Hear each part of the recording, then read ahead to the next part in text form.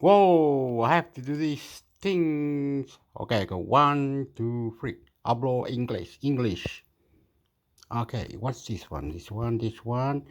And something about Loyola, US training Ukraine to reserve um, ammunition. So the Americans are training the Ukraine people to not use so much ammunition, right?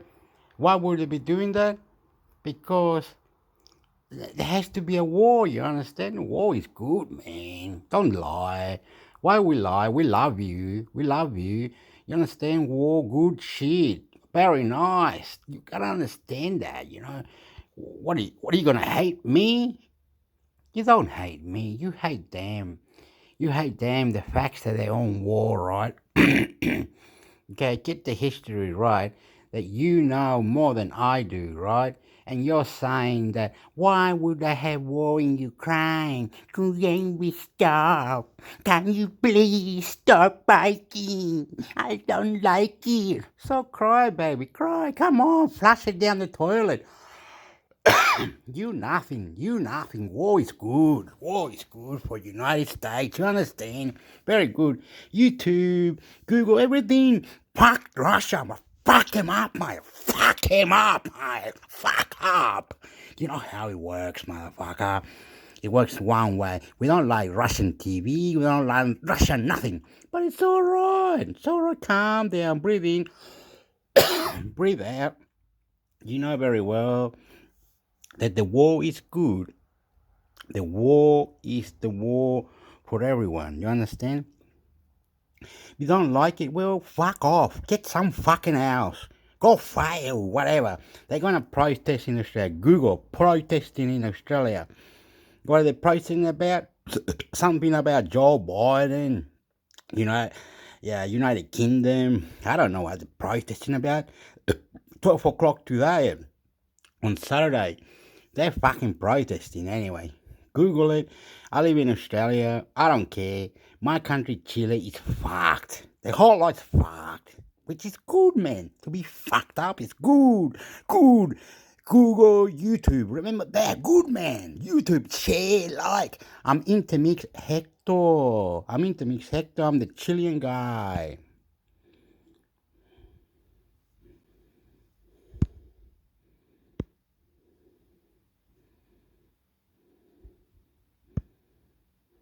Ukraine wars spurs European demand for USA. Whoa, what's that? Whoa. Calm down, that's ridiculous, amigo. What have you done? You have to change it to English default, I think, and then apply Big to it. Ticket Items by Mike Stone. Washington Reuters. Whoa.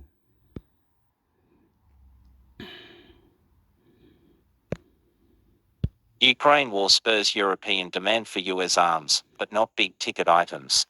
By Mike Stone.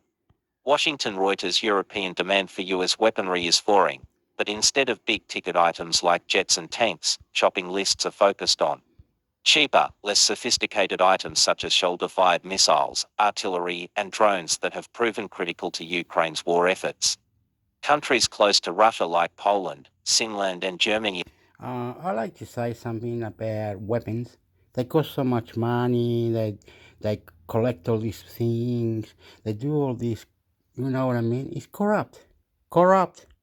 You can even say 100 tanks and all this rocket. And all.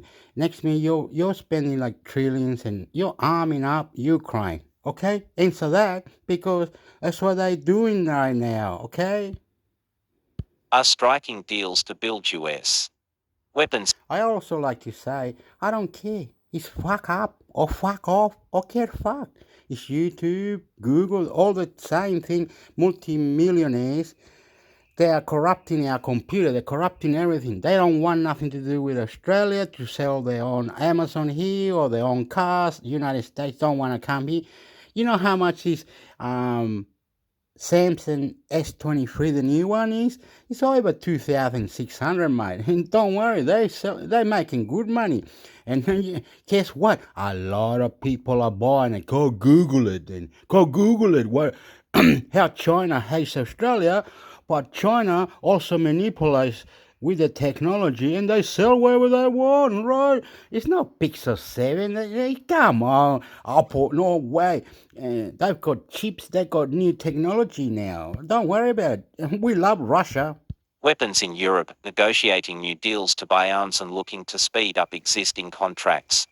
According to interviews with military officials and industry executives, and a Reuters review of recent announcements by governments and defense manufacturers, demand is centered around basic weapons and munitions, 155mm artillery rounds, air defenses, communications equipment, folder-fired Javelin missiles and drones. Nearly a dozen European military attaches in Washington told Reuters in a series of recent interviews. The focus on high-volume, less costly weapons underscores how the war in Ukraine has reshaped strategic thinking in European capitals about how future conflicts could be fought. Visions of high-tech wars more reliant on computers and machines have been replaced by the reality of relentless artillery duels and soldiers dug into muddy trenches. The one-year-old war has seen both sides expend vast quantities of artillery cells and missiles. Ukraine's high usage rates of both precision and unguided munitions have shown NATO countries that any future war would require much higher stocks than anticipated, said Roman Schweizer, a defense policy analyst at investment bank Cowen & Co. The attaches said their governments were particularly keen on buying javelins after seeing the weapon's effectiveness in Ukraine. The missiles have proven deadly against Russian tanks. 5 European countries, meanwhile, have expressed interest in buying Radian Technologies' Precision guided 155mm artillery rounds. According to a company spokesperson, who declined to name them, the rounds are accurate to within 12 cm and have a range of 20 miles 30 kilometers. The interest from the 5 countries has not been previously reported. The company already sells to 3 other European nations. Expressions of interest are the first step in a multi-step acquisition process that includes approval from the United States government and negotiations between the buyer and weapons contractor. It can be a year or more before a weapon is actually delivered. Several of the military attaches, who declined to be named because they were not authorized to speak to the media on behalf of their governments, said their countries have been making for payments to defense contractors have been on schedule, hoping to forestall any delays. The weapons purchases are now a domestic policy priority in their countries, they said. US arms makers have in the past complained about late customer payments on calls with investors. Drones big and small. Small drones and bigger unmanned aircraft, which cost about $20 million each without sophisticated sensors, cameras and other extras, have also appeared on shopping lists. Finland and Denmark began talks with General Atomics after Russia invaded Ukraine last February, a force familiar with the discussions told Reuters. They want to buy a small number of MQ-9B Guardian drones that can be used for maritime and land surveillance. A Finnish Defense Ministry spokesperson declined to comment. A Danish Defense Ministry spokesperson said they have begun the process to buy at least 2 long-range, long-endurance remotely piloted aircraft systems to strengthen military capacities in the Arctic, without naming any companies. Poland, which has been eager to get its hands on the same model drones, just received 2 of the previous generation model on lease from General Atomics until they get US approval to buy the new ones, according to 2 forces familiar with the situation. Defense Minister Mariusz Błaszczak confirmed the delivery, although not the number, in a Seb. 12 tweet that said they will be used to surveil the country's eastern border, which it shares with Ukraine and Russian ally Belarus.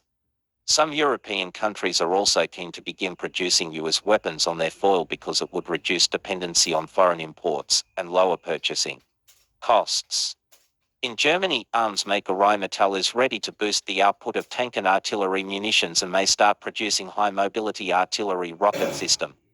HIMARS, mobile rocket launchers, which have had great success targeting Russian positions, CEO Armin Papiga told Reuters. The system is currently produced by Lockheed Martin Corps in Camden, Arkansas. It is not clear whether the system would be produced under license, a joint venture or some other arrangement.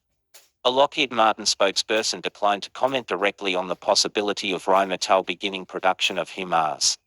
Lockheed Martin's Eastern European Business Development Manager for several missile programs, Rita Flaherty, said the company was exploring co-production and technology transfer with several international partners.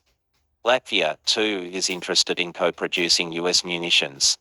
We recognize the benefits provided by local production of large-caliber munitions, military affairs spokesperson Robert Skrick said in a statement to Reuters. Expectations remain high that European fears of Russian aggression will still generate orders for the biggest, multi-billion-dollar US weapons like fighter jets and expensive missile defense systems with sophisticated radar. For more expensive arms, the first orders are expected to be used to backfill equipment sent to Ukraine by Poland. Slovakia, for example, has said it is ready to send its Mi-29 jets to Ukraine. A likely replacement would be Lockheed Martin's F-16, which cost about $65 million each. Investors banking on foreign demand for US weapons have boosted share prices of the biggest US defense contractors, adding $35 billion in market value since the invasion of Ukraine began. Artillery still key. Demand is particularly high for 155mm artillery cells. The war in Ukraine has highlighted the continued importance of artillery in helping to overwhelm enemy positions or thwart troop advances. The US last year shipped more than 1,155mm cells to Ukraine. A standard round that costs the US Army about $800 each. The US production goal for 155mm rounds has tripled from 30,000 cells a month to 90,000 a month over the next 2 years.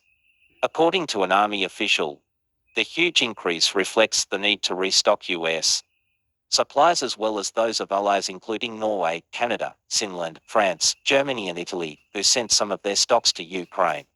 It has really hit home that this is an industrial-style war, said Seth Jones with the Center for Strategic and International Studies in Washington. Referring to a conflict that requires a high volume of weaponry in a short period of time. Countries also realized early on in the Ukraine conflict the importance of having the Javelin anti-armor missile in their armories, which frequently appeared in news reports of Ukraine's destruction of Russian armored columns. In April, Lithuania said it had set aside €1 billion for javelins and other weapons. In May, Lockheed said it was doubling production and later in the month won, alongside its production partner Raytheon, a $309 million order for more than 1,300 Javelin missiles for Norway, Albania, Latvia as well as to restock US supplies sent to Ukraine. In August, the United States approved a $300 million order for Britain. Training for javelins is relatively quick, compared to the learning required for more sophisticated platforms like tanks and planes. And the weapons themselves are relatively inexpensive. The medium-range missiles guide themselves after being launched, allowing the shooter to take cover. A single javelin costs the US Army about $263,000. Reporting by Mike Stone in Washington, editing by Chris Vanders and Ross Colvin.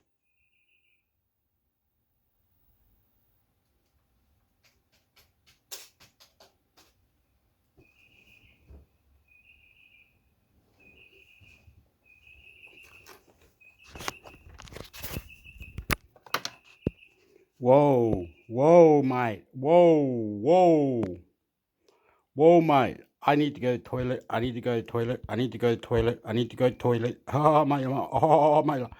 Oh, mate. Oh, mate. Oh, mate. Oh, mate.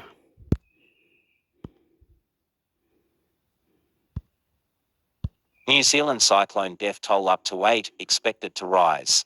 By Lucy Kramer. Wellington Reuters. The death toll from Cyclone Gabrielle in New Zealand rose to 8 on Friday. Prime Minister Chris Hipkins said, and he warned that the number was expected to increase as emergency crews make contact with hundreds of cut-off communities.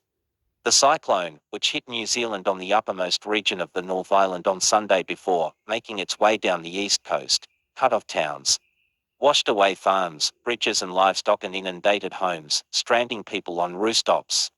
We do need to brace ourselves for the fact that there will likely be more fatalities from this across the country. And the true extent of that, we won't know for a while, Hipkins said. Just over 4,500 people as of Friday afternoon were registered with the police as being out of touch with friends or family since the cyclone hit. Police believe most of them simply don't have access to communication networks. This is undoubtedly the biggest natural disaster that we've seen probably this century, Hipkins said. The scale of the damage is considerable because it covers such a large geographical area. Submerged farms could have an impact on the supply of fruit and vegetables in several regions, he said. Temporary morgues have been set up in the Hawke's Bay region, one of the worst hit areas, which is largely rural but includes the towns of Napier, Hastings and Wairoa. Communication and access to several areas remain difficult, with about 62,000 properties still without power. A specialist team from Australia has arrived to help with the rescue and release effort, Hipkins said. Convoys of trucks carrying essential items are making their way into remote areas, and the Defence Force is using ships and aircrafts to transport items to areas of the East Coast.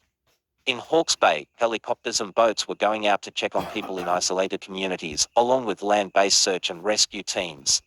The weather has started to improve, with clear skies largely forecast for much of the North Island over the weekend. Reporting by Lucy Kramer, editing by Jamie Freed, Robert Berthel.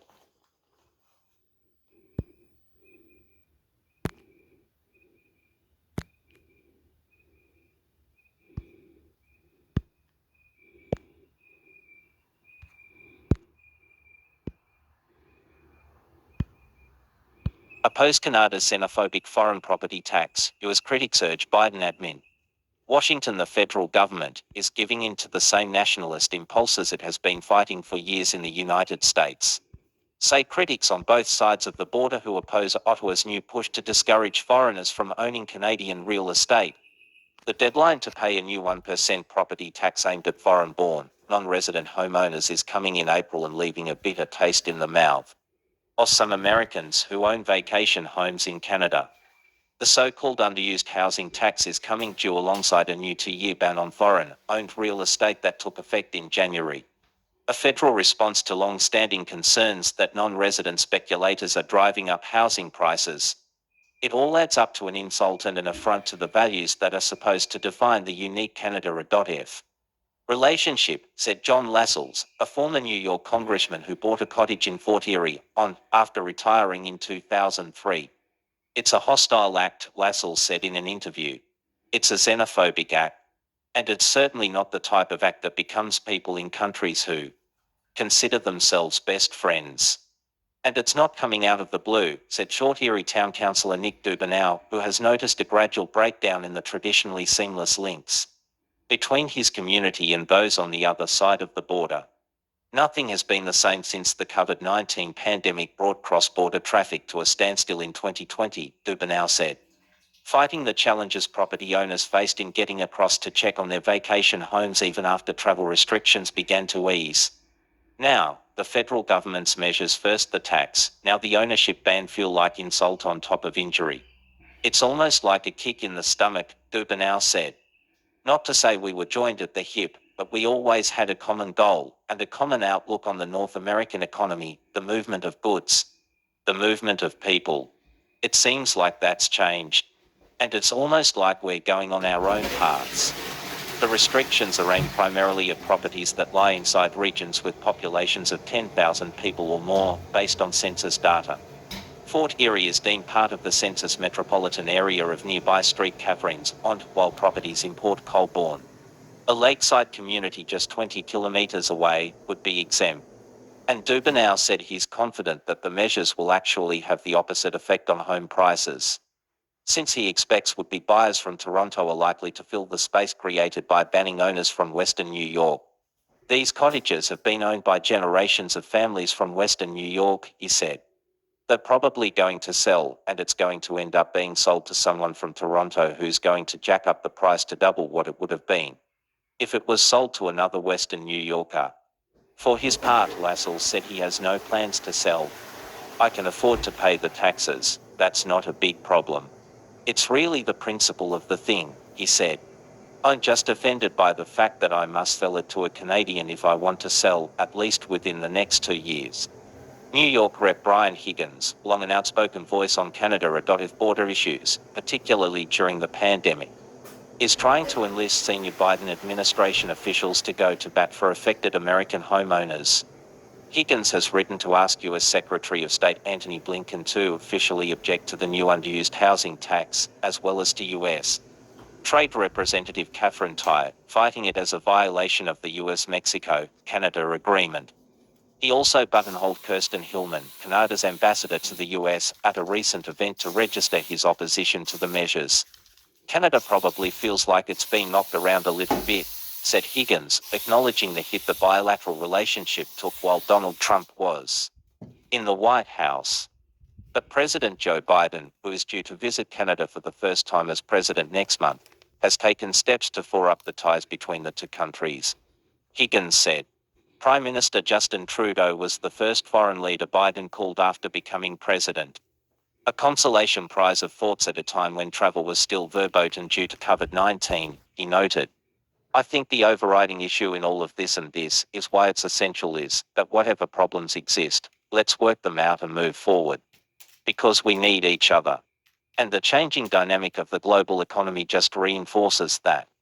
In his letter to Blinken, Higgins said the policy runs counter to what Canada and the US ought to be doing to resurrect cross-border commerce as the two countries continue on the path toward a post-pandemic recovery. This is an unnecessary burden and bad face action by the government of Canada which violates the USMCA as well as long-standing tax treaties, he wrote. He wants Blinken to ensure it comes up next month when Biden and Trudeau meet in person. This tax will impose a burden, financially and bureaucratically, on hard-working Americans who in many cases have owned these properties for generations, the letter reads. The available exemptions to the new levy don't go far enough, he added. The United States and Canada share a unique relationship, but imposing the underused housing tax is concerning and threatening to it, and must be addressed in upcoming bilateral meetings. This report by the Canadian Press was first published February 16, 2023.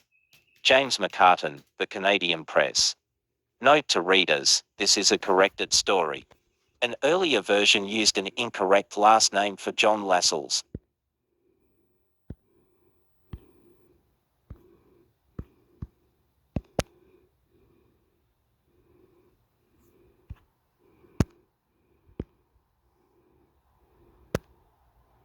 Demolition of Killaloe business brings back lots of memories.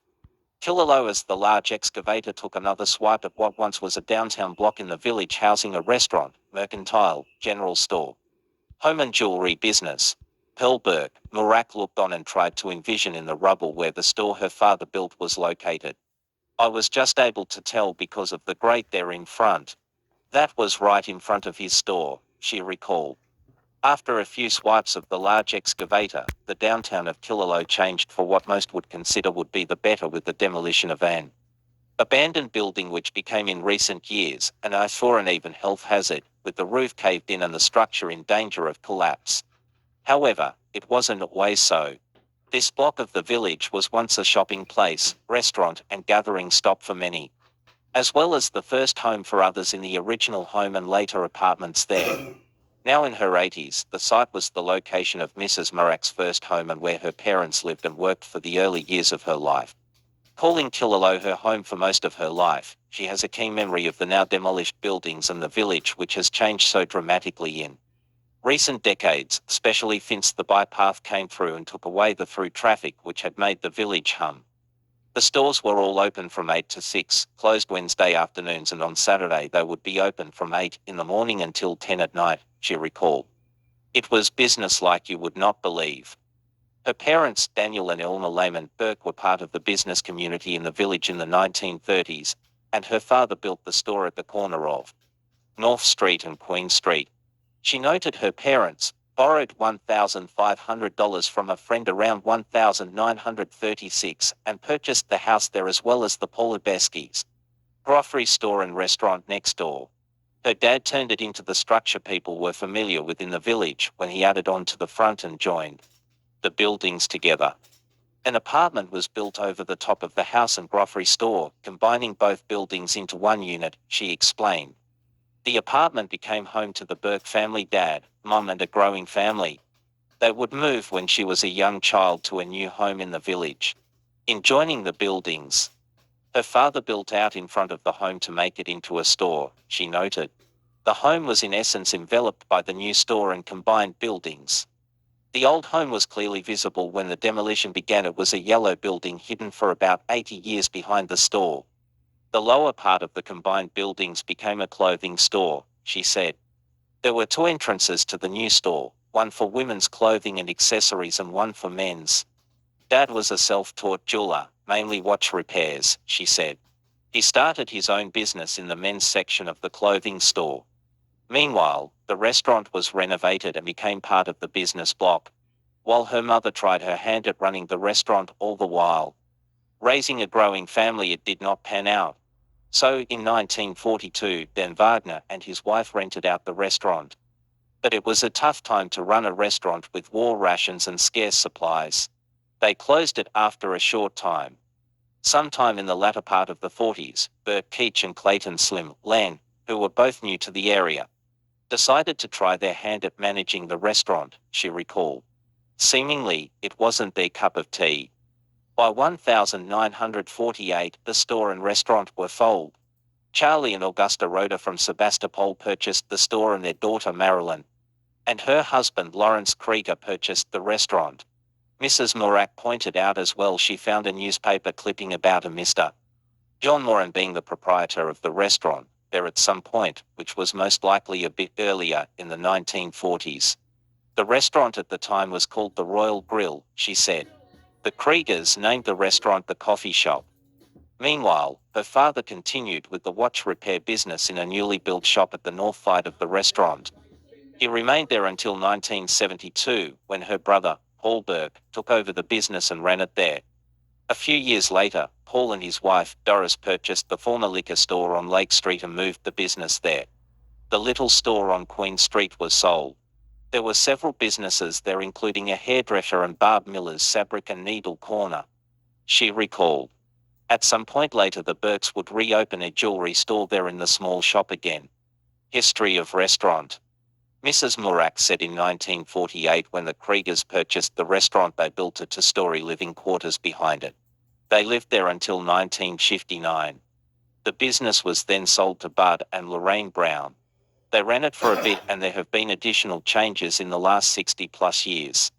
The restaurant took on a few new owners from 1960 until the business block was permanently closed down, she noted. This period included Merville and Marcella Cool with Marcella's Coffee Shop, which many locals still recall fondly. Marcella was known for her pies, she recalled. Then it was Joe and Joanne Murray with Murray's, followed by Shu and Del Nagina with Del's Diner.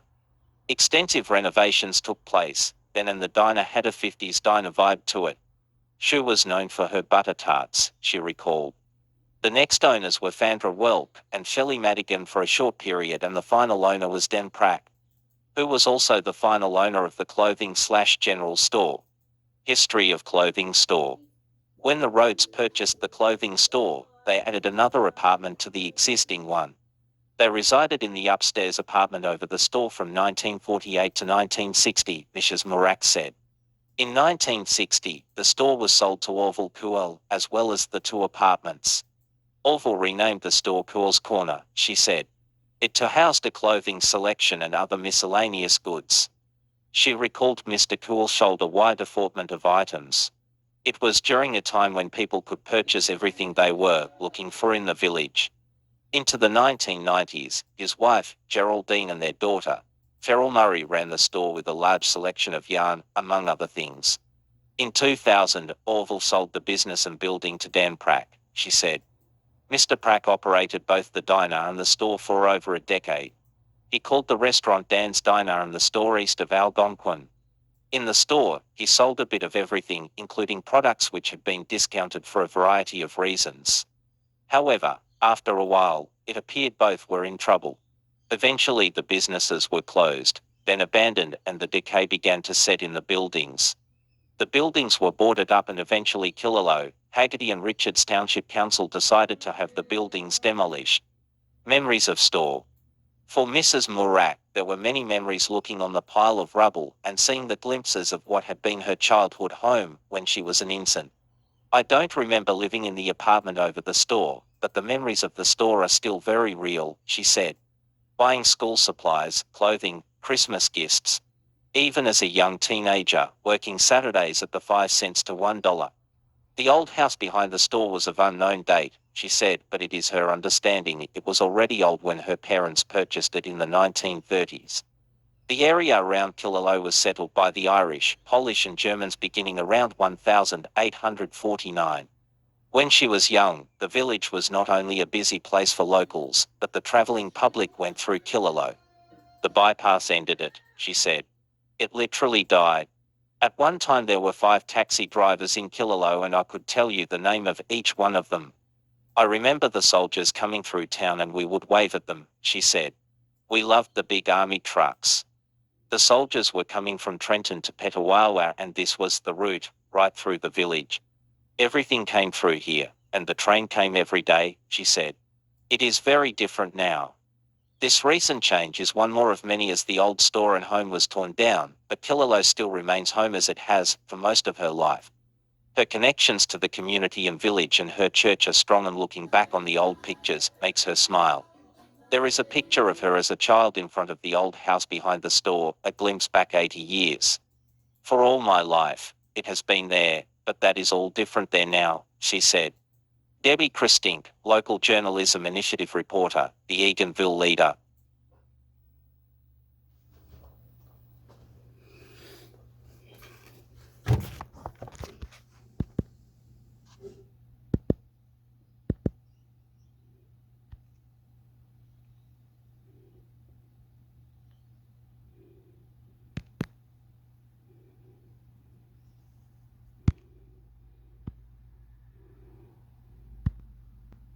We have also been lied to about Ukraine. Published with permission of the author. Fernando del Pino Calvo Sotelo. 2nd February 2023. Covered, climate change and the war in Ukraine have 2 things in common. First, that our politicians defend foreign or supranational interests to the detriment of the interests of their own citizens. Second, that the well-paid media engage in aggressive propaganda campaigns based on huge lies until the test of virtue for a good citizen is to show either total adherence to the slogan or outright hatred for the targeted enemy. Thus, after 2 years of covered lies, the media are now bent on lying about the war in Ukraine to give the impression that Ukrainian victory is just around the corner. Already in March last year, in a show of rigor, many of them including the pretentious Financial Times, uncritically quoted official Western forces as saying that Russia was running out of precision missiles. Since then Russia has launched nearly 4,500. Also the New York Times claimed a few weeks ago, quoting official forces Mortadello y Fileman, that the letter bombs sent to the Moncloa Palace and the Ukrainian embassy in Madrid were the work of Russian agents. After being reported by many Spanish media, we have learned that they were actually sent by a 74-year-old pensioner from Miranda de Ebro, who acted alone. The media also said that Putin had cancer and Parkinson's, that he was a covered isolation lunatic and about to use chemical and nuclear weapons. They launched all these stories and then abandoned them without further explanation. Exactly as they did with covered when overnight they stopped terrorizing people. If Russia clearly wins the war, as seems likely, will they simply stop talking about it? Shotospublicas.com. Propaganda is useful to maintain the will to site, which in Europe's case consists of its citizens supporting the economic suicide decided by that us protectorate called the EU. However, neither propaganda nor lies win wars. What is the real situation in Ukraine? The recent decision to send Western tanks has been taken by politicians against the advice of their senior military commanders.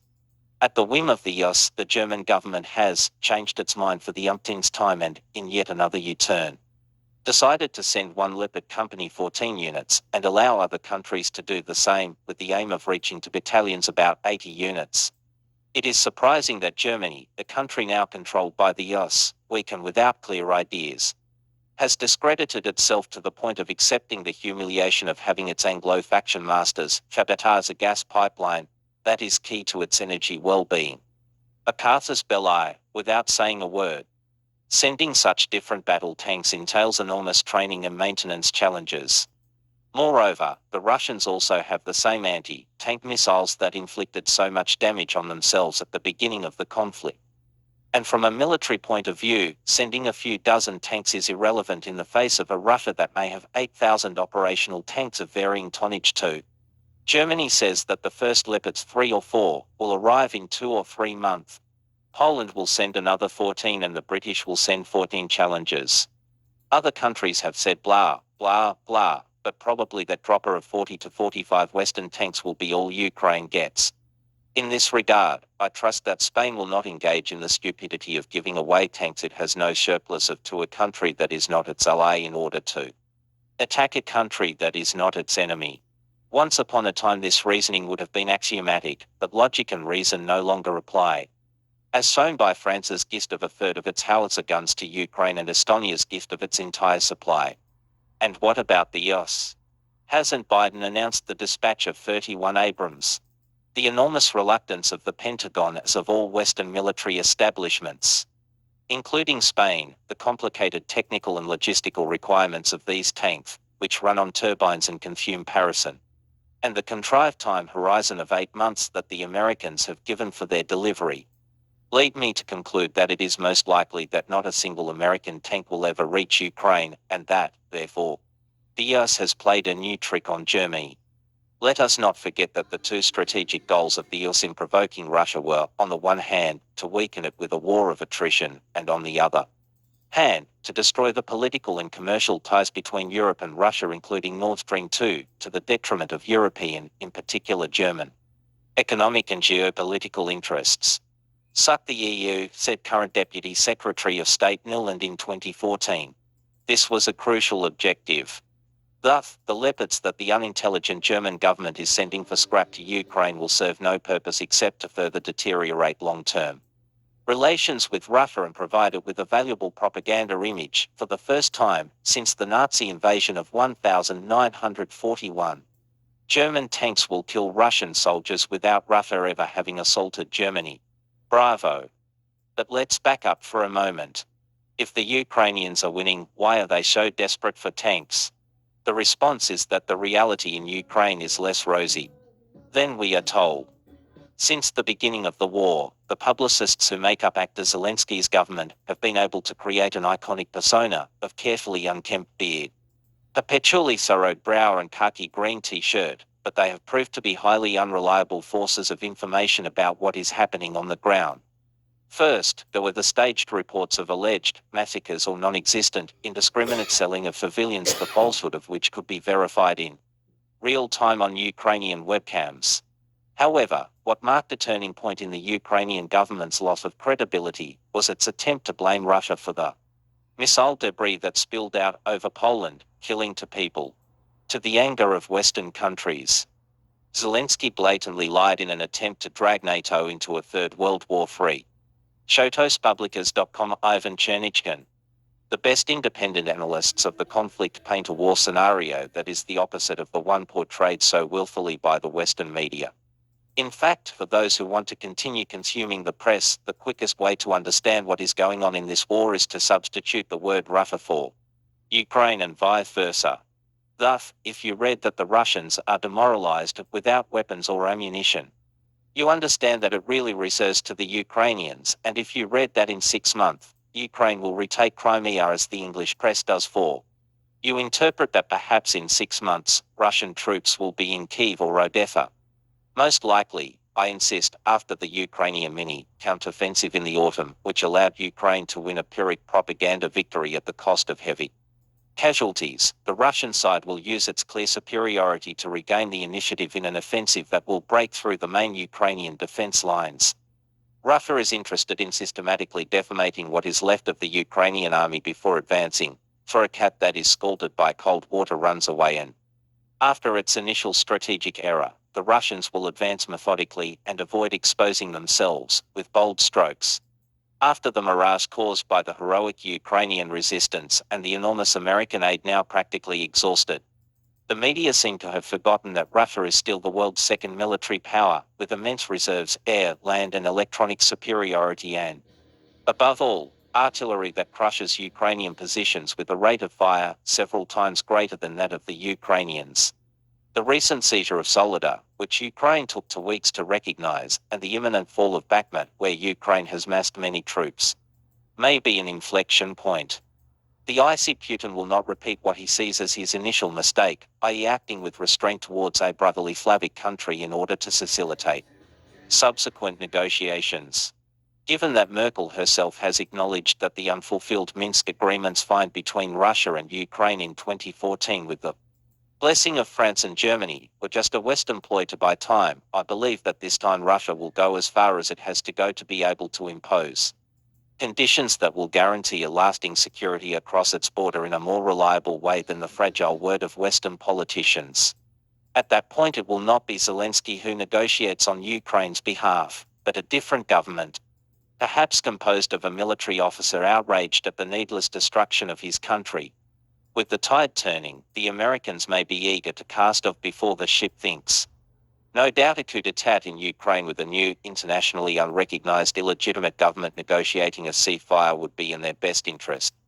To save face, this would justify maintaining sanctions against Russia signed die and NATO would not lose out.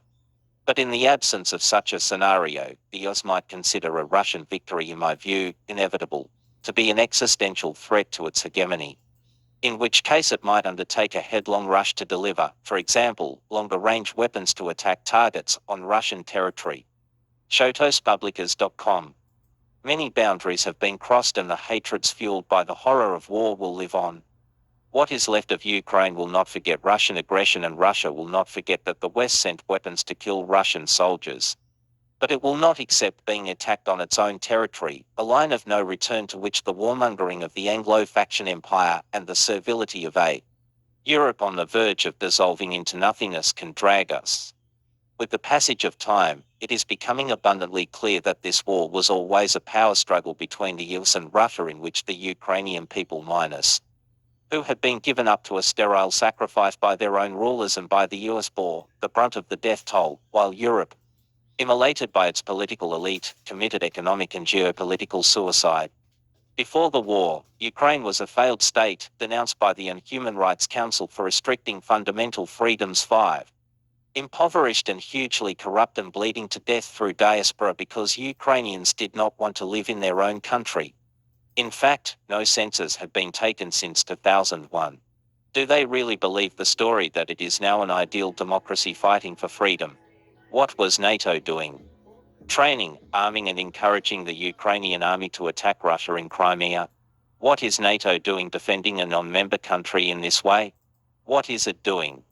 Indirectly attacking a country that has not attacked any member country. It is clear to the rest of the non-Western world that this war was perfectly avoidable and that its genesis was the constant provocation of Russia by NATO and the US. In order to prolong the war, they derailed the March 2020 to peace talks when there were hardly any casualties and the conditions demanded could be acceptable. A year later, 20% of Ukrainian territory has been annexed to Russia and tens of thousands of Ukrainians have died. 6. To achieve what exactly?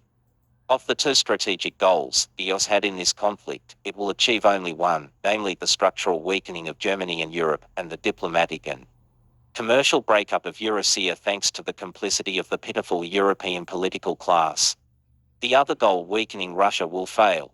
Economic sanctions have failed, autocrat Putin has reinforced his iron leadership, and Russia will end up embraced by the East and strengthened, being the only army with experience of indirect combat against another great power, and having demonstrated that the world no longer backs the West as shown by the votes on the conflict or the refusal to impose sanctions on Russia by most of the planet, and that the US is perhaps a giant with feet of clay. Truth was on the US side in the Cold War, which it fortunately won against the now defunct Soviet communist tyranny. Russia is not the USSR. But from a military point of view, it should not be forgotten that, since 1945, the US has fought primarily against ragtag lacking in modern technology or weaponry. Despite this, it drew in Korea, lost in Vietnam, Somalia, Afghanistan and Syria, and, after 20 years, left nothing lasting in Iraq, which it attacked on the basis of official lies weapons of mass destruction. The facts suggest that on this occasion, in Ukraine as in Iraq, the truth is not on the side of the US, but beyond the war or geopolitical confrontation. What this conflict reflects is, in the words of French historian Emmanuel Todd, that the West has lost its values and is entering a spiral of self-destruction. So, it is. The original article can be found here.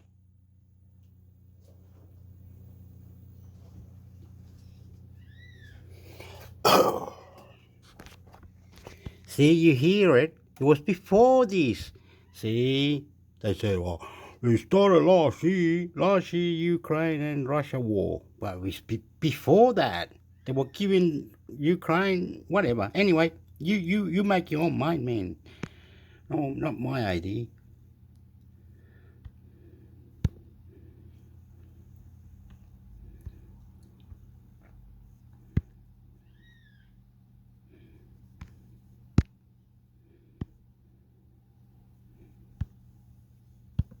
Highlights of the 2023 World Council for Curriculum and Instruction, Philippine Chapter National Convention, Part 1. Education saves and transforms lives. It is the bedrock of sustainability. We must work together across all development areas to make it a universal right. UNESCO DOR. Generina Bokova. After 3 years of social distancing and online forums, the World Council for Curriculum and Instruction WCC, Philippine chapter held its national convention at the Bayview Park Hotel, Manila, on February 11, 2023, seen WCC making inroads in education towards quality, sustainability, and peace. Vanessa Van der Voort, Master of Ceremony, welcomed and acknowledged the 91 participants from Luzon, Visayas and Mindanao. Opening remarks and President's Report. Senior Mercedes SBC, WCC Philippine Chapter President giving her opening remarks. Credit, Emma Enriquez. In her opening remarks, Senior Mercedes SBC expressed today, we make the most of our quality time and opportunity to belong and be part of the blossoming and growth of a transnational non-government organization affiliated with the United Nations, the WCC. As we journey together towards a more fruitful and impactful post-pandemic transition and beyond. As it is said, a life well lived is purpose-driven and full of self-giving. WCC is a purpose-driven, cause-oriented international organization anchored on quality education as the driving force in pursuing a more peaceful, equitable, sustainable, and better world. Senior Mercedes then shared her president's report highlighting the accomplishments of the chapter during the COVID-19 pandemic era. She concluded by expressing her gratitude for the trust accorded to her and the affectionate collaboration demonstrated by the active members despite the lockdowns. Talk on whole brain literacy. WBL. A promoter of WBL, Dr. Perla Intia strongly believes in education as the means towards the transformation of individuals from a life of poverty to a better quality of life. Shoto Credit, Genevieve Balance Kupang. Dr. Perla Fungarintia, a seasoned WCC member and the president of the Grain of Wheat College, Inc., gave a talk on whole brain literacy. WBL.IT is an approach that taps into the whole thinking potentials and faculty of the human brain to enable, engender, encourage and empower the human person to be, behave, and become the best of his her endowed potential. The speaker talked about the power of the brain, further illustrated in the book Whole Brain Literacy, Learning to Read / Reading to Learn, which she co-authored with Dr. Perla Rizalina Taco. Admired for her passion for her advocacies, the 7090 consultant and trainer, Drive. Intia has been passing on her wisdom to the younger generations of scholars and researchers. She is supported by a team of WBL experts, Drive. Ronald Samudio Basic Education, Dr. Alan Morazigan Research, Dr. Alan Cananago Mass, Science, Reasoning, Drive. Joel Lopez Organizational Development Management, MS Sally Labanda WBL Reading. Dr. Remedios Nalan Dashan Abijan asking a question to the speaker Dr. Intia. Dr. Jamie Ramos Bolution conveys comments on whole brain learning. Shoto Credits, Emma Enriquez. WCC Trustee Senior Bernadette Ricadio, SPC giving reassuring comments, and feedback to Speaker Drive. Intia for the comprehensive, rich and inspiring presentation. The special interest groups seats. Trustee Flawed Eliza Deza, SPC explained the significance of belonging and being active in the SEEKs, which is the lifeblood of WCC. 4-6 were facilitated by the experienced implementers of an FDG number for Dr. Stella Galling's Education for Sustainable Development Eased or Environment Drive. Genevieve Balance Kupeng for Peace Education, Dr. Victoria Naval for Education for Social Transformation and Senior. Slaughterliza Deza, SBC for Global Citizenship Education. SIG on Global Citizenship Education. Senior. Slaughterliza Deza, SPC explaining what the SIGs are. Sir Famco Raymond reported their action plans regarding global citizenship education. The Special Interest Group on Global Citizenship Education poses for posterity. After introducing themselves to each other, especially the newcomers, there were clarifications and deepening of global citizenship concepts anchored on the motto "There is unity in diversity" as global and borderless citizens of the world. They also had a sharing of best practices, and these were the following: 1. Awareness of global citizenship, issues and rights. 2. Global think global, act local practices and campaigns. 3. Understanding one's culture respectfully and responsibly. 4. Integration of global citizenship in all subject areas. 5. Tapping different guests' mind, values, attitudes, and actions. 6. Strengthening partnerships and linkages with other institutions in Asia and other countries, promoting dialogue, personal encounters, exchanging solutions to real problems, cross-cultural exchanges. 7. Promotion of internationalization in their respective institutions as hubs of learning. 8. Encouraging learners to participate in the different advocacies with the educators as guides and models. The report on the other SIGs will be featured in part 2 of this article. The link will be shared once published. Invitation to the International Conference. Hun. Emerita Garin inviting the members to the upcoming 20th WCC International Conference 2023. Hun. Emerita Garin, the current WCC International President, discussed the theme for the upcoming 20th WCC International Conference 2023, which is Transforming Our World, the Role of Education in Global Sustainability, scheduled on October 22 to 27, 2023. It was initially planned to be held at Portobello Hotel and Spa, Antalya, Turkey. Due to the recent devastating earthquake in Turkey, a new venue, Greece, was recommended by the body and approved by the Board of Trustees. The newly elected trustees, the multi-awarded WCC mentored Terifita Pedrajas, assisted by the past president Carol Denos, facilitated the election of the new board of directors since some of the current trustees are ending their term. The newly elected officers are Ames Ellen Lim, Dr. Stella Maria Gulling, Dr. Philip Cuson, Dr. Amy Mauricio, Dr. Ruben Abucoan, and Mr. Nico Candelaria. The newly elected trustees with the past and current leaders: Dr. Terifita Pedrajas, Senior. Mercedes Tashing, SBC, Dr. Ruben Abucoan, Hun. Emerita Garin, Drive. Silip the Hundreds Cuson, Dr. Amy C. Mauricio, Dr. Carol Danar, Dr. Stella Maria Gulling, Dr. Victoria Naval, MS Belen Lim, and Mr. Nico Candelaria. Shoto Credit, Karen Evado. The Singing of Fuki Hymn Music and Lyrics, by Trustee Senior. Bernadette Ricadio, SPC, concluded the event. About the author. Genevieve Balance Kupeng is a life member of the World Council for Curriculum and Instruction. She served the organization as the chair of the Special Interest Group SIG in the Budapest and Rome conferences 2016-2018 and holds the position up to the present. Preceding that, she was the Peace Education Coordinator PEC during the 2012 Taiwan and 2014 San Diego, USA conferences.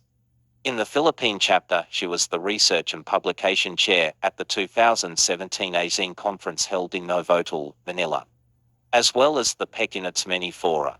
She is a university lecturer, researcher, cultural mapper, consultant, and author.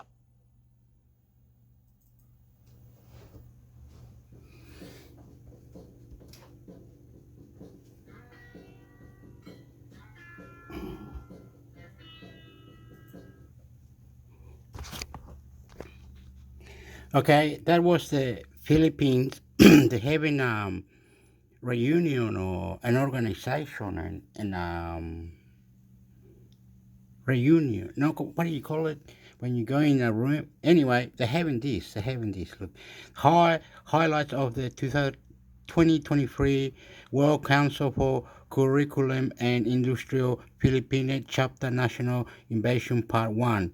So there has to be Part 2, Part 3, Part 4, I think. Only 4. Couldn't go 5, couldn't. I don't know. But anyway, everyone, I'm going to take it out of here. Anyone that's from the Philippines, right, are educated. Because we are all like this, educated, right? We need to learn to dress up, cook, write, go international, move international, do computer network, international computer network, international, be a reporter. I'm moving my hands while I'm talking. I'm sorry. Be a reporter, be a sport reporter, be a nice person. Well, come here and we can show you where the Filipinos are. I'm intermix hector, and I can show you where Filipinos are. But saying that, my friends were Filipino. One was Richie Garcia. What's the other one guy? Meluni, Anyway, there was a few. And one had a restaurant. And the other one is called like a restaurant, canteen. Anyway, you can come here, we can go and check it out. And you're going to say, silly Hector. That's what you're going to say. Silly Hector. And then you're going to say, don't worry, Hector. I understand that it's hard to go to university. I'm glad that you are like this. I'm glad that you do this. They're going to say thank you to me at the end. But firstly, you're going to say, Hector, you're silly. But it's all right. You are not silly. You're fine. You're fine. You're trying to take us to places where the Filipinos are, or where the Chilean, or where the Singaporeans are. I'm sorry, Hector. I am sorry. I didn't destroy your mind, did I? And we have to talk like this. And while we go to university, while my family go to university, where's university? Where's the smart Filipino? Where's the one with the tie? Where's the one with not the tie? Where's the silly one, the good one? Anyway, we can do that. Join my channel, intermix hector, whatever you want. I don't know. You think I'm a liar, pants on fire, all the other things anyway.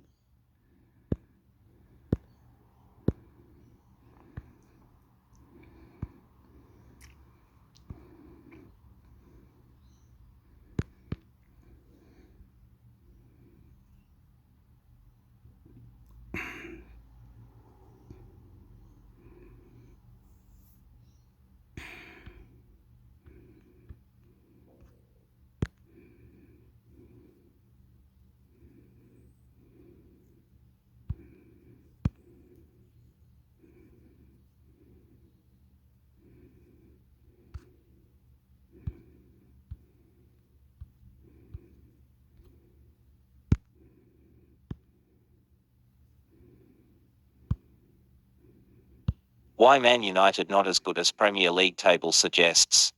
Every Manchester United win is the greatest victory you've ever seen. Every Manchester... Okay. Calm down. That is not true. The Manchester United is hopeless. Manchester United, okay, it's not just Manchester United, right? Okay, I don't know who buys club. Why Qatar is allowed to have 2 clubs from over Europe, or did they move to Qatar and now they're not playing in Europe? PSG, is PSG owned by Qatar? I don't know. Okay, don't ask me about money, because I'm not gonna go on about this, because if you're from a country that is like, say, you're from, say, Ecuador, Chile, Argentina, Japan, Singapore, Philippines, or any country that's lower, they're gonna say, oh yeah, the European oh my God, look at the Europe. They're now talking about Manchester United. Oh, they're talking about PSG. Oh, they're talking about Inter Milan. Or they're talking about the Bundesliga. What the hell? Why do they do that? Why doesn't the earth value everyone equal? Why doesn't the football, the sport, value everyone equal? If someone was playing in the Philippines, another one's playing in Fiji, another one playing in Canada, one playing in Chile, doesn't that mean different amount of money or something? Why? Okay. It's because Europe somehow, Europe, money, Europe, Europe, fuck up. It's all about money and all these stupid things, and you're going to have show after show on YouTube. I'll go to one on the chat line and go, excuse me, that's because you're paying that player so much money. Now you don't like him, and you're moving him away. Transfer. You're transferring. Anyway, you're transferring that person. Transfer news when you get the you might fucking. Anyway, you don't like that player. Now you moved him to another. Fuck up. We don't do that in South America. We don't do that here in Australia.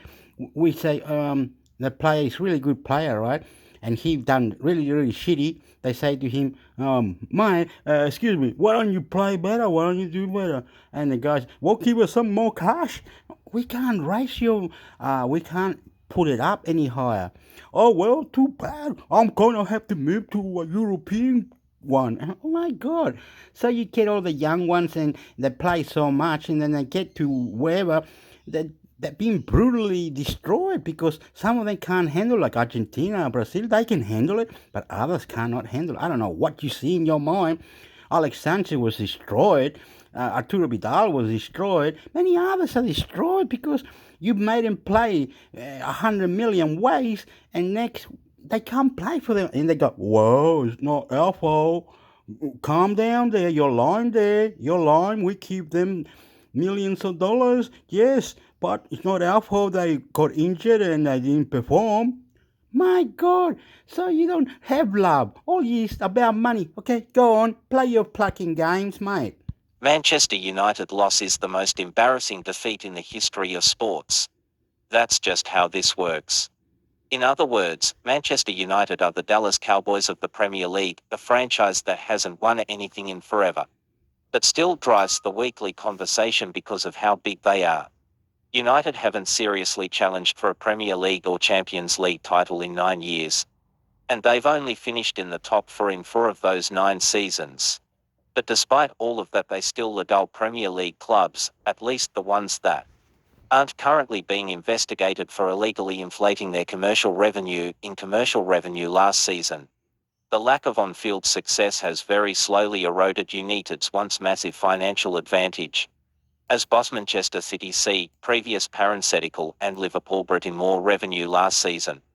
Yet even with a 6th place league finish last campaign, only 3 clubs, those 2 plus Real Madrid, made more money in 2021-22.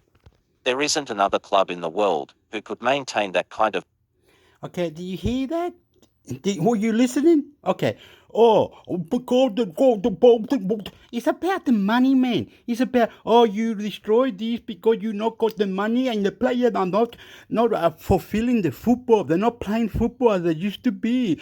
They winch, baby, man. When they got someone nice in there, oh, you're not performing very well. Oh, you're a phenomenal. Oh, you're not a phenomenal. You must go now. They kick him out, mate. Ronaldo, Arturo Vidal, whoever it is, they kick him out, mate. They kick him all out, and then they get new players. So that's the way it is. I'm sorry. If you don't like it, go listen to something else, mate. That's how I see it. Idiot. Reply to intermix Hector. Of global interest after such a comparatively awful decade of performance. Perhaps, then, it's unsurprising that after a few months of solid performance under first-year manager Erik ten Hag, you've begun to hear the whispers, if not outright shouts, are Manchester United in the title race. They're only 5 points back of first place. Okay, I'd like to say something here. Say a club like Florentina. I can't remember, it was Florentina or Sampdoria or something like that. Some silly team in Italy that rhymed, and in England was Chelsea, Tottenham. Some clubs are getting paid a lot of money, and they're whinging. Why aren't we winning? Why aren't we doing this? Why we do? Sometimes you gotta put the money aside. You don't have to say to your player, you don't have to say to player, you see how we paying you? This gonna punish you for not performing well. So you're really saying to your player, we're paying you so much money, and if you don't perform, we're kicking you out, or we're finding another club for you to go to. Or the club is defaulting and it's not working properly, and we're wasting all our money and resources on you, on the club. Place. Let's just get it out of the way. No, they're not. Okay, so why not? Manchester United have 46 points through 23 games. That's a tidy to points per game, which would stretch out to a 76-point full season haul. Since 1995-96, when the Premier League moved to a 20-team, 38-game schedule, only one team has won the league, with fewer than 76 points. And that was Manchester United with 75 points in the 1996-97 season. Only two other teams have won the league with fewer than 80 points, Arsenal in 1997-98 and United in 1998-99. Put another way, outside of the first three 20-team Premier League seasons, no one has won the league with fewer than 80 points. Over the previous 10 seasons, which have seen a massive rise in quality across the league, especially within the top six, the winner has averaged 91 points.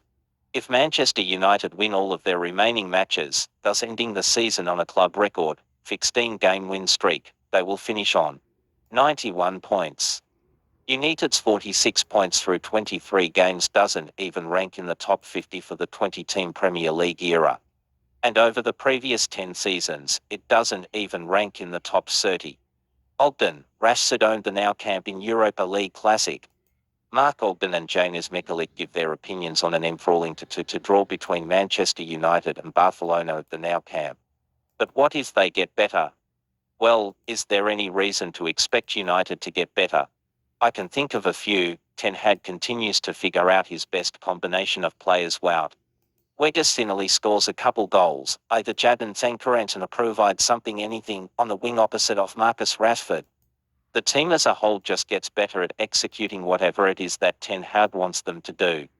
That's all possible, but it ignores a couple of major factors. All of the other teams in the league can make similar arguments about themselves. And United are pretty lucky to even be on 46 points. Editor's picks. Man City mailbag, will they be relegated? What will happen to them? 7. Brian O'Hanlon. From desperate spending to the real Super League January transfer windows trends. 14. Brian O'Hanlon. Introducing your Premier League All-Star team for 2022-23. 21. Brian O'Hanlon. Although they've won the third most points per game in the league, United have scored the seventh most goals per game 1.7 and allowed the fifth fewest goals 1.2 per game. If you're thinking that the seventh best attack in the league and the fifth best defense shouldn't add up to the third best team, you are correct. 4 other teams in the Premier League have a better goal differential than United, and 3 of them, Arsenal, City, and Newcastle, have been twice as good at outscoring their opponents. How do United have so many points? Well, they've won a ton of one-goal games, and the only real predictor of future one-goal wins is how many games you win in general. United have 9 one-goal wins this season, which accounts for 64% of all of total wins. On average, one-goal wins only account for around 40% of an average Premier League team's wins. In other words, United are winning one-goal games at an extremely high rate, and even if they keep it up, which isn't likely, they're only on pace to finish the season with 76 points. Goals are random, though, aren't they? Goals are a better indicator of team quality than points, and expected goals are better than both. Through 23 matches, United have scored 38 goals on 35.46 xG and conceded 28 from 27.78 xG. There's no massive under-minus or over-performance on either end, which means that the one-goal wins are the main driver of United's point total. Here's how their xG differential compares to the rest of the league. Under Ten Hag, United's xG differential is right around plus 0.3 per game. That's better than last season, when they conceded and created chances at the same rate and finished with an even goal differential. but significantly lower than both of the seasons before that, plus 0.7 in 19-20 and plus 0.5 in 20-21. In fact, United's numbers are roughly equivalent to what they produced in the 2018-19 season, when they sired Jose Mourinho midway through the campaign and ultimately finished in 6th place. What you need to know about Man United being up for sale. United's current point total isn't in the top 50 among all teams through 23 matches in the Premier League's 20-team era. And their underlying performance looks even worse. Stats Perform only has data going back to the 2009-10 season, but through 23 games. United's XG differential ranks 71st over that 14-season period. Given that only 56 teams will qualify for the Champions League among that group, United look much more like a fringe top four side, let alone a legitimate title contender. There's really no shot, huh? Moreno, De Jong never wanted to go to Man United. Alejandro Moreno thinks Frenkie de Jong's ambition is to continue his career with Barcelona and believes he has no desire to join Manchester United. I wouldn't say that, but I would say that there's a way bigger chance they miss the Champions League than win the title. Per 5f38.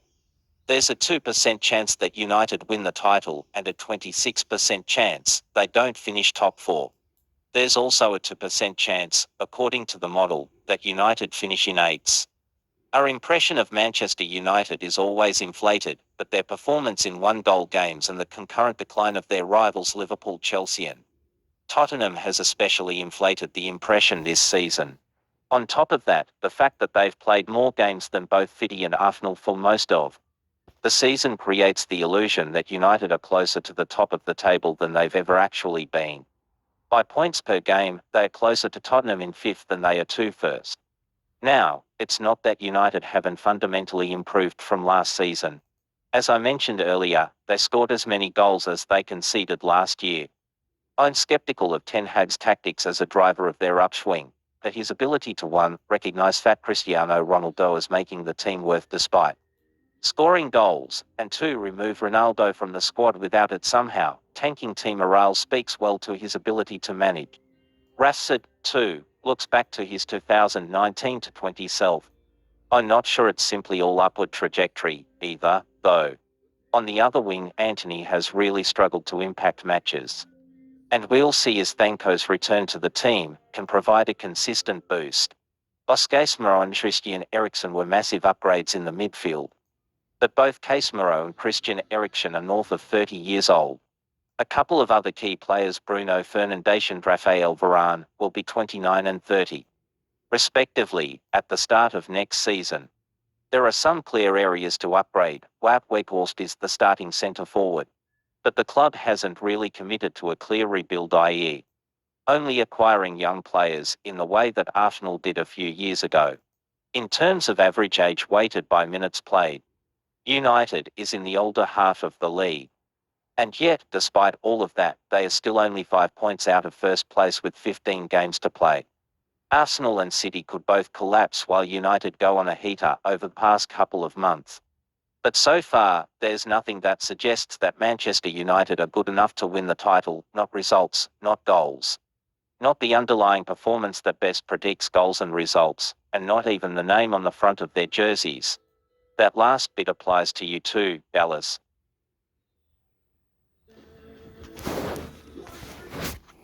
Anyway, you heard it. I'm not gonna say anything because I'm not the boss or anything, but this probably gone for an hour or two anyway, this recording. Look, I consider that Europe is paying a lot of money and then they whinge that the club is not doing, they whinge. It's all right. Let them do it, because they're going to tell me different, so I don't want to even hear it, okay? Don't worry, well, I know that I'm Chilean and I had players over there that were Chilean, like Alex Sanchez, and what they do, they destroyed him. They didn't settle him a score and say, look, do this, do that. We'll be right, and we don't worry. We don't care. Be nice, be beautiful. You can get something out of it. You cannot just do that, make it look like he didn't do anything. for Manchester United when he was there. Alex Sanchez played for Arsenal, killed it. And then he played for Manchester United, he didn't kill it. That's what they're saying. You make up your own mind. It was just Urino, Jose, whatever his name is. Anyway, let's go to the next one. They killed him, they destroyed him, blah, blah, blah, blah. And then they made out he was wrongly doing the wrong things. He wasn't scoring. He was passing the ball for the players to score. He was passing the ball, everything. He was doing everything. But when he was playing, when he wasn't playing, that was a bad thing. I understand that, but don't worry about it.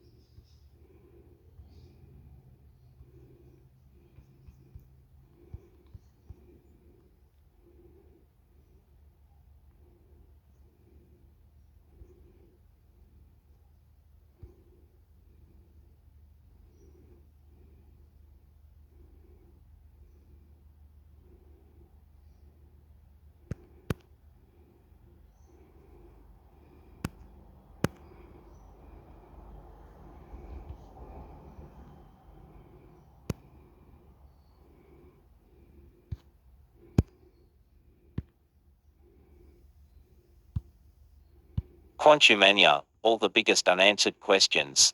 This really should not need to be said, but just in case. Yes, the piece on unanswered questions left by Ant-Man and the Wasp, Quantumania contains spoilers. For Ant-Man and the Wasp, Quantumania. Why I need to say this is a bit of an unanswered question in and of itself, but I digress. Ant-Man and the Wasp Quantumania, the first movie in Phase 5 of Marvel Cinematic Universe. By design, it is meant to leave some mysteries for the audience to puzzle over in order to keep them curious about what comes next in Guardians of the Galaxy Vol 3 this May, followed by the Marvels in November.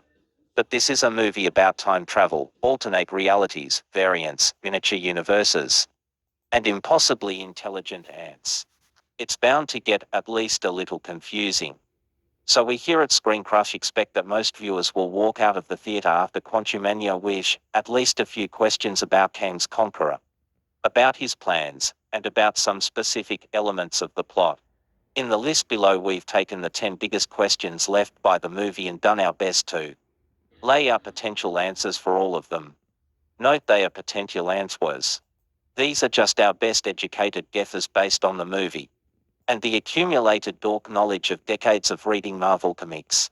If you want to disagree with us over on our Twitter or Facebook pages, be our guest. Quantumania, all our unanswered questions about the movie. Here are the parts of Saint Mansequel that we are still puzzling over. The coolest Quantumania Easter eggs. There are some really obscure comic and movie references in Ant-Man and the Wasp. Quantumania, here are the best ones.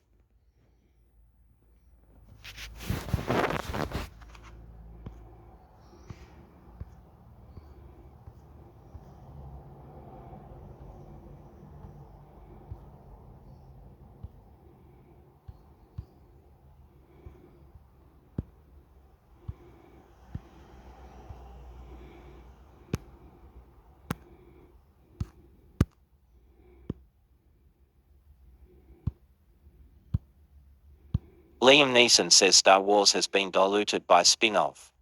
Has finally entered the Star Wars discourse in a big way, and it seems that he agrees with the hot take that tons of superfans already have. Being a Star Wars fan is difficult right now, and that's not in regard to the quality of the media. It's just the sheer quantity of it. First, we had the sequels trilogy. Then, there were standalone films, like Rogue One and Solo, a Star Wars story. That's aside from television shows like The Mandalorian, The Book of Boba Fett, Obi-Wan Kenobi, and most recently, Andor. And then there are movies on the horizon, including projects under development from Taika Waititi and Kevin Feige. People were excited for more when there was a pretty sizable span of time without any new Star Wars media after the release of Return of the Jedi. Then, we got the prequel trilogy, which fans have a complicated relationship with. Then, things settled down again outside of an animated movie and a television series taking place during the Clone Wars. When Disney took over, it began to seem like multiple Star Wars projects were being put out every year. It seems they decided to take Semivell approach and flood the market with their franchise. Some people can't get enough of the expanded universe lore, while others aren't so enthused. Liam Neeson revealed why in an episode of Watch What Happens Live. He was asked if he'd be interested in returning, and he said, "No, I'm not. There's so many spin-offs of Star Wars. It's diluting it to me, and it's taken away the mystery and the magic in a weird way." That contradicts an interview he had with comicbook.com just last year, when he was asked if he would return as Qui-Gon in the future. "Oh, I think so, yeah, I think so. If it was a film. Yeah, I'm a bit of a snob when it comes to TV, I must admit. I just like the big screen, you know. Qui-Gon, I can't believe it's 24 years since we met Des Phantom Menace. I just cannot believe where the time has gone. It was a terrific experience, shooting that film in London. It's probably also worth noting that Liam Neeson did recently return to Star Wars, filming a cameo that appeared at the end of Obi-Wan Kenobi. The next Star Wars series is The Mandalorian Season 3, which premieres next month on Disney+. Sign up for Disney+ here. Every Star Wars movie, ranked from worst to best.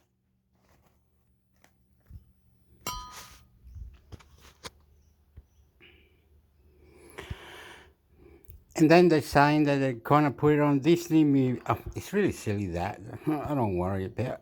Don't worry. I know. Anyway, there you go.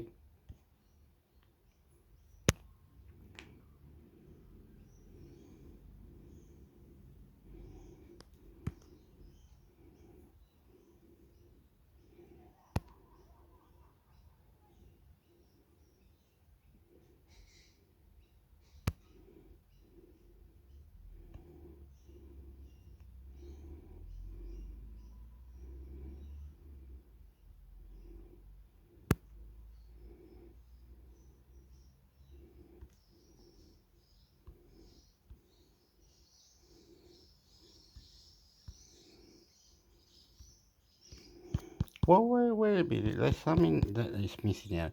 No. Nothing to there. It's like this is Canadian or something. I don't know what I'm doing. Okay, whatever it is. Canada, Chinese, breaking news, world news.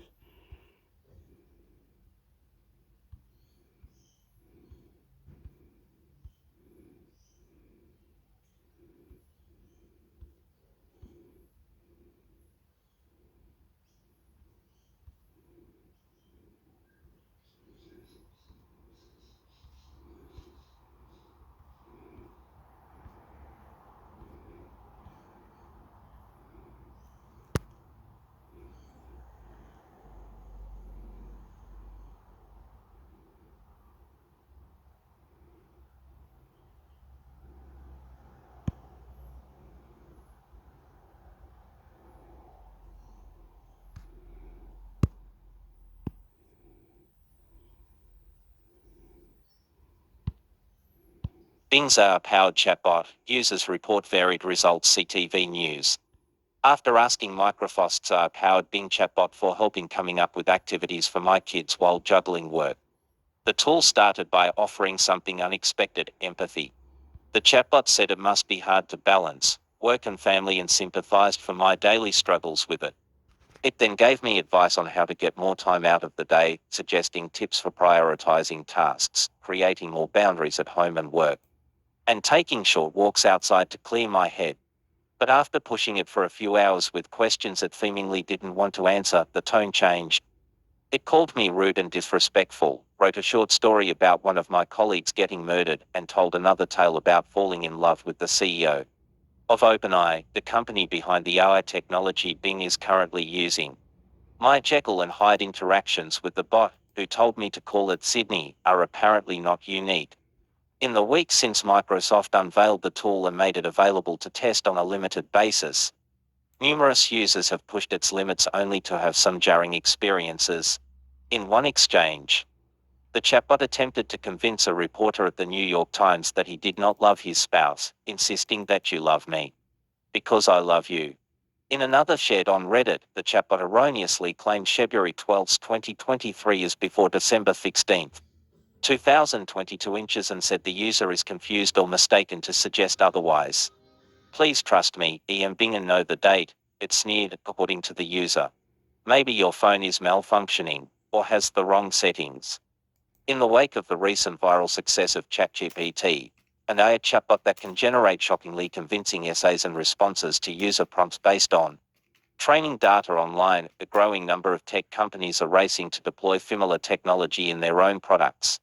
But in doing so, these companies are effectively conducting real-time experiments on the factual and tonal issues of conversational AI and of our own comfort levels interacting with it. In a statement to CNN, a Microsoft spokesperson said it continues to learn from its interactions and recognizes there is still work to be done and are expecting that the system may make mistakes during this preview period. The new Bing tries to keep answers sun and factual, but given this is an early preview, it can sometimes show unexpected or inaccurate answers for different reasons. For example, the length or context of the conversation, the spokesperson said. As we continue to learn from these interactions, we are adjusting its responses to create coherent, relevant and positive answers. We encourage users to continue using their best judgment and use the see back button at the bottom right of every Bing page to share their thoughts. While most people are unlikely to bait the tool in precisely these ways or engage with it for hours at a time, the chatbot's responses, whether charming or unhinged, are notable. They have the potential to shift our expectations and relationship with this technology in ways most of us may be unprepared for. Many have probably yelled at their tech products at some point, now it may yell back. The tone of the responses is unexpected but not surprising, Leon Gier, a research director at Abbey Research, told CNN. The model does not have contextual understanding, so it merely generated the responses with the highest probability of it being relevant. The responses are unfiltered and unregulated, so they may end up being offensive and inappropriate. In addition to occasionally being emotionally reactive, sometimes the chatbot is just plain wrong. This can take the form of factual errors, which AI tools from Bing and Google have both been called out for in recent days, as well as outright hallucinations, as some in the industry refer to it. When I asked Bing's AI chatbot to write a short essay about me, for example, it pulled tidbits of information from parts of the internet to provide an eerily similar but largely fabricated account of my life. Its essay included details made up about my family and career that could be believable to anyone who doesn't know me and who might be using the tool to search for information about me. Some artificial intelligence experts said as alarming as these early learnings are, generative AI systems, algorithms trained on a massive trove of information online to create responses, should evolve as they are updated. The inaccuracies are expected because it depends on the timeliness of the training data, which is often older, G said. As AI is trained constantly with new data, he said it should eventually work itself out. But the issue of conversing with an AI system that sometimes appears to have an unpredictable mind of its own may be something we all just have to learn to live with. Learn to live with. What the hell? Microsoft's got that chat GPTs or whatever it is. Anyway, we're silly. Was we silly or?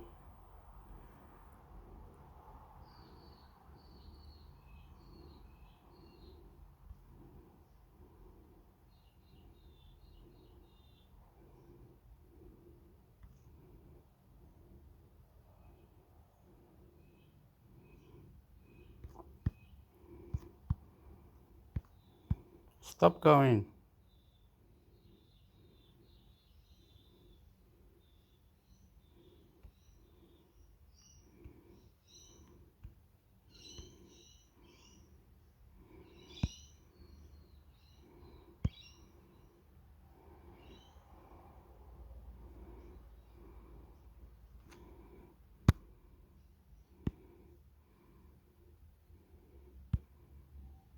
Chilean poet Pablo Neruda may have been poisoned, study CTV News. For nearly 50 years, the death of Nobel Prize-winning Chilean poet Pablo Neruda has been shrouded in mystery, with long-standing allegations that he had been assassinated. Now, new forensic evidence has emerged that the literary great may have been poisoned. Researchers from McMaster University in Hamilton, along with colleagues from the University of Copenhagen in Denmark, presented their findings on Wednesday to a Chilean judge and said Neruda's body had evidence of Clostridium botulinum in one of his molars. Botulinum is a strain of bacteria that can produce botulinum, described by researchers as one of the deadliest toxins known to mankind. The toxin attacks the body's nervous system and often leads to paralysis, difficulty breathing and even death, an illness known as botulism. In addition to the C. botulinum found in the molar, researchers also found small amounts of the bacteria at Neruda's burial site. The C. botulinum DNA samples in both the molar and the burial site were damaged in a similar way, suggesting that the bacteria had likely been there when he died and was not due to subsequent environmental contamination.